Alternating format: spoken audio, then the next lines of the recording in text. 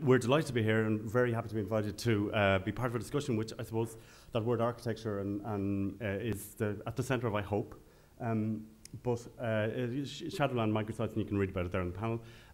Partly, to set it in context, this is about the policy and architecture. John Gormley's just launched policy where in one of the meetings of 45 of the steering group, the words unbuilding began to be used by myself because I felt that at a time when a discussion was happening about what are the important things in a policy, when we had built a lot of things we didn't need, we might have to start talking about it very soon. So about 18 months ago, when the steering groups in relation to policy and architecture were discussing quality and policy, this word began to be put about by myself, I suppose, and proposed in relation to where we are and what we need to do.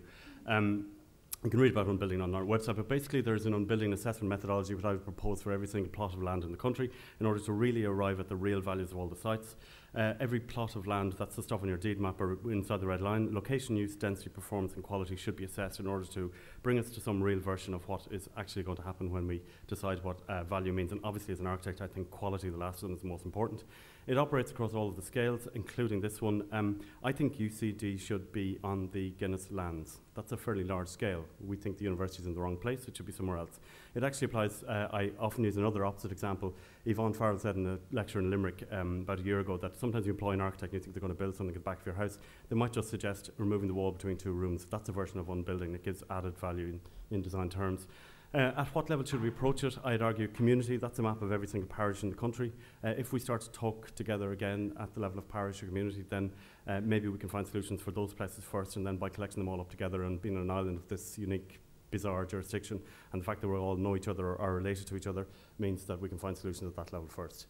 Then Shadowland, we have mapped other sites other than these, but these are just large sites under which our microsites are in the shadow. So these sites we're going to talk about now are located in the centre of Dublin, the Liberties, where our office is and where we operate out of and from. So the idea behind microsites is that they're more easily activated and stimulated than the larger sites that they sit beside. And that also means that they have the potential to become the new context that these larger sites would then have to react to when they get developed in the future. They are also sit within previous local area plans and studies that were completed for the area. And so in that way they sit at the edges between and joining and around both large-scale development sites and also framework plans for the areas. They range in scale from the microsites from 150 square metres to 1,500 square metres, and they deal with a range of different things from housing to new single-person units to retail units to new opportunities for community facilities and for new adaptable, flexible uses which would more easily be able to react to development at a local scale.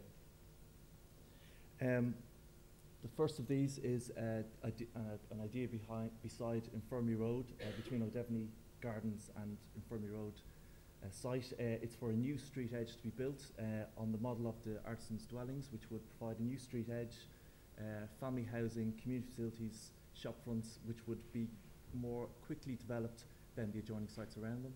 This is for a new site on Thomas Street on Marshalsea Lane, which would provide for a new 25 square metre accommodation unit, which is not currently allowed for in the development plan, which would provide a more flexible use. This is a map of corner shops in the Liberties, and corner shops are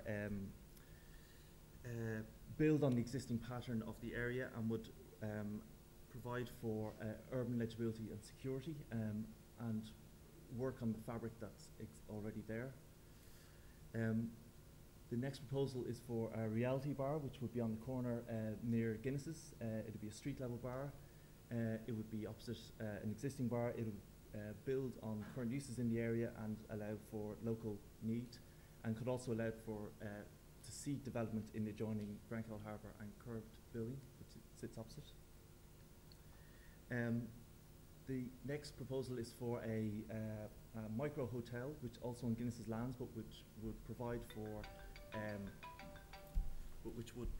for tourists and stag parties who have a need to have accommodation in the area, but would also see development in adjoining sites.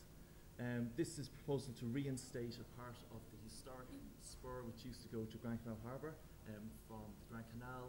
It would provide for south-facing open-air swim baths for the local community, which could be reached by the Lewis, and would also affect then further development in the area, which would have to take on board the fact that the canal is there. And this last one is for Duffins Crossroads, which allows for a new adaptable use. So crossroads need to allow flexible uses that can change over time, and this would be for a new adaptable building that would again see development in the adjoining areas. Now, these are just other issues that came up while we were thinking about it. The Social Finance Initiative, which I'm hoping if Dan gets the time, he's going to answer my question about why a credit union can't provide a mortgage for units, 3 or 4 units on a site. We've talked to the Irish League of Credit Unions about how you could microfinance sites of this certain small size that were sort of forgotten by the boom. Issues around microcredit, which we will be pursuing, and then the Lord Mayor's Commission on Employment, which we think at Dublin level, possibly these sites might relate to local initiatives, but also local employment for people around the area. That's it. Thank you.